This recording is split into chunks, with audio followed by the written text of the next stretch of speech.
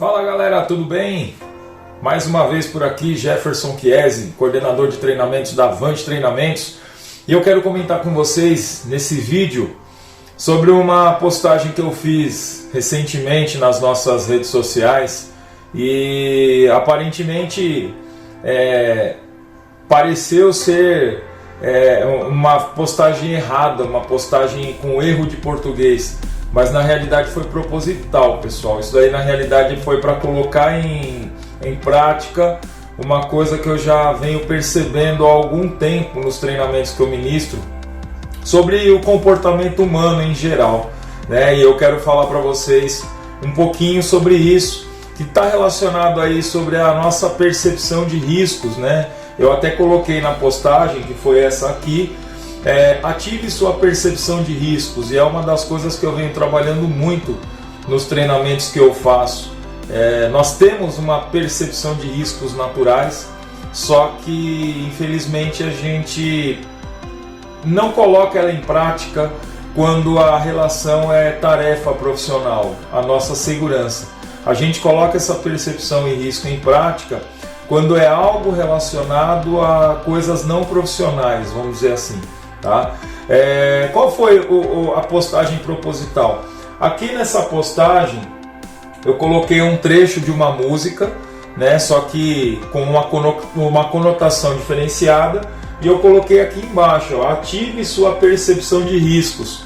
Só que eu não sei se vocês chegaram a perceber. Se você está assistindo esse vídeo agora e não percebeu, vai lá nas nossas redes sociais e verifica como é que foi feita a postagem lá.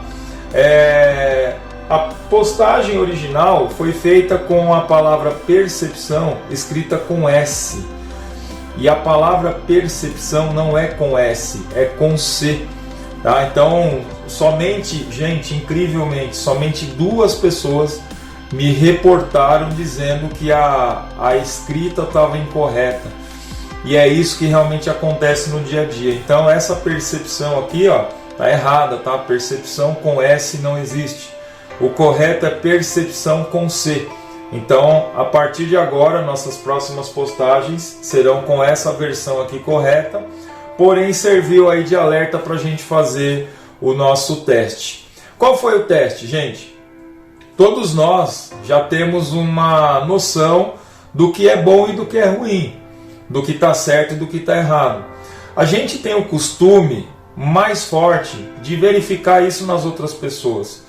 Eu sempre faço esse teste nos meus treinamentos. Eu coloco vídeos de acidentes ou situações irregulares e quase todo mundo aponta algumas alternativas, né, de irregularidades relacionadas ao vídeo que eu mostrei. Mas dificilmente a gente percebe quando é uma irregularidade que a gente comete, quando é uma situação arriscada que a gente comete. Então, nesse caso, ficaria fácil de vocês perceberem porque o erro foi meu, vocês apontarem o erro meu. Então, é mais fácil eu achar erro nas outras pessoas do que achar o erro em mim. Só que, mesmo assim, somente 2 pessoas me alertaram. O que pode acontecer também? Muitas vezes a gente vê o erro das outras pessoas, mas a gente fica constrangido ou incomodado de alertar essa outra pessoa. E aí, quando acontece o acidente, muitas vezes dá uma sensação de impotência, porque de certa forma a gente poderia ter avisado ou poderia ter interrompido certa ação que provavelmente tenha gerado um acidente. Então, o que eu quero falar para vocês é: ative sua percepção de riscos. Quais são os nossos sentidos que a gente tem condição de perceber? Gente, nós temos visão, nós temos audição, nós temos olfato, nós temos tato e nós temos paladar. Então são esses os sentidos naturais que a gente utiliza para perceber o que está bom e o que está ruim. Isso envolvendo todo tipo de atividade. Só que quando a gente pensa na atividade profissional, atividade executada profissionalmente, a gente não pensa nas tarefas passo a passo. A gente pensa na atividade realizada.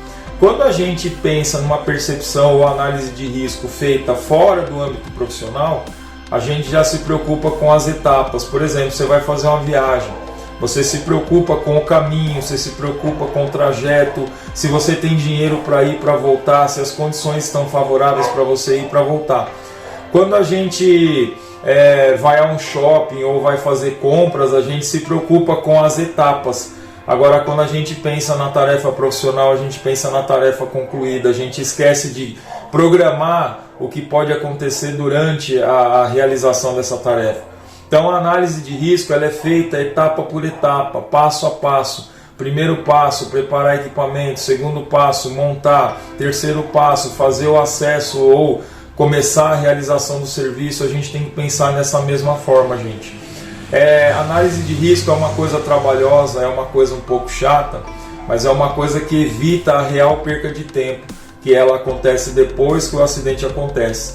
Então, se você não tem essa percepção de risco ativa com você, pensa nisso, começa a pensar nas etapas que você realiza as suas atividades profissionais e começa a analisar os riscos etapa por etapa. A partir do momento que eu enxergo o risco, eu tenho uma condição favorável de eliminar esse risco.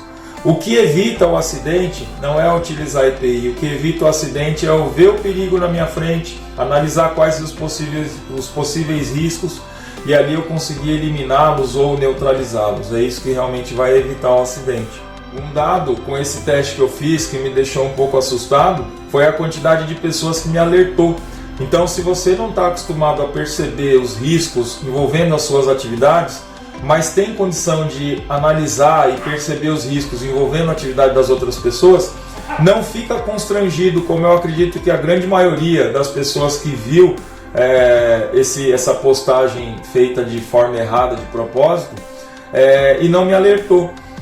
Muitas pessoas inclusive tiram sarro, acredito eu. O Jefferson postou lá fez uma postagem com uma caligrafia, com a grafia errada, com a gramática errada, né? Ao invés de ir ajudar e alertar, as pessoas muitas vezes vêm, ficam omissas ou até tiram sarro.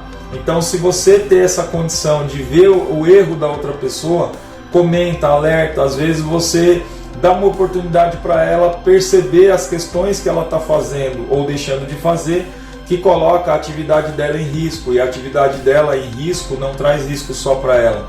A atividade dela em risco traz risco para ela e para pessoas indiretamente envolvidas também, assim como a sua. Então a gente tem que pensar nisso, ativar nossa percepção de risco, levar essa percepção para todas as áreas da nossa vida, não só particular, mas para o lado profissional também.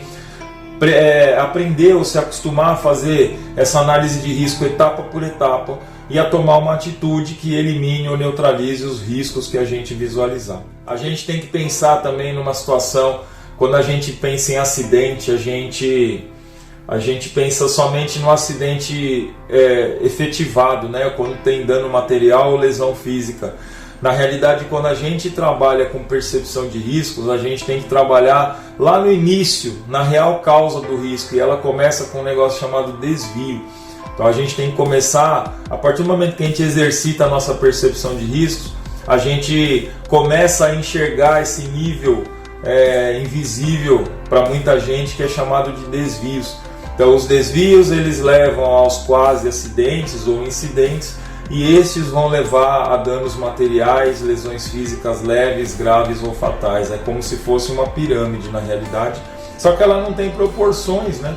Então, a partir do momento que eu enxergo o desvio, eu consigo evitar coisas leves ou coisas graves, ou até coisas que não geram dano nenhum, mas que poderiam gerar, mas de alguma forma causam aí um certo susto, causam uma apreensão. Então, a partir do momento que eu analiso, eu não preciso esperar acontecer. Eu imaginariamente, vendo uma situação que pode ocorrer, eu já tenho condição de tomar uma providência. Então presta atenção nos desvios. Desvios nossos do dia a dia, atravessar uma rua sem olhar, andar e mexer ao celular ao mesmo tempo, subir uma escada ou descer uma escada sem usar corrimão, deixar um copo com água próximo de algo energizado. Então esses são pequenos desvios que a gente comete no nosso dia a dia. E se a gente levar isso para a área profissional, a gente também comete alguns desvios. E é só a gente começar a prestar atenção, estar mais atento a esses pequenos sinais que a gente mesmo cria, né? E aí trabalhar em cima deles para que isso não gere nada pior nada que realmente nos traga dor de cabeça ou algum tipo de desconforto, ok? Então a dica que eu queria passar para vocês foi essa. Continuem aí acessando nossas redes sociais. Gostou desse vídeo? Curte, compartilha com quem você achar necessário.